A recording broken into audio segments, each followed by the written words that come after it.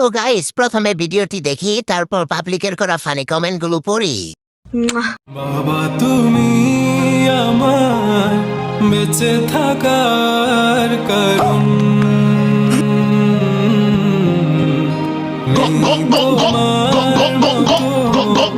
तो चलिए शुरू करते हैं। ওর বাবা যদি এই ভালোবাসার রিয়াকশন দেখে নিজ্ঞাত স্ট্রোক করে মারা যাবে।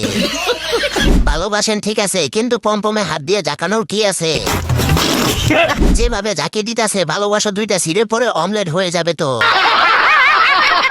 ছিলানে বুকে হাত দিয়ে এটাই বোঝালো যে ওর মন ছোট। এরাই ভালো আছে, ব্রেনও নাই, ব্রেনের ক্যান্সারের ঝুঁকিও নাই। ওরে কেউ প্রতিবন্ধী ভাতা দেওয়ার ব্যবস্থা করেন। ভাই, এই ভিডিওটা দেখে কি ওনার বাবা বেঁচে আছে?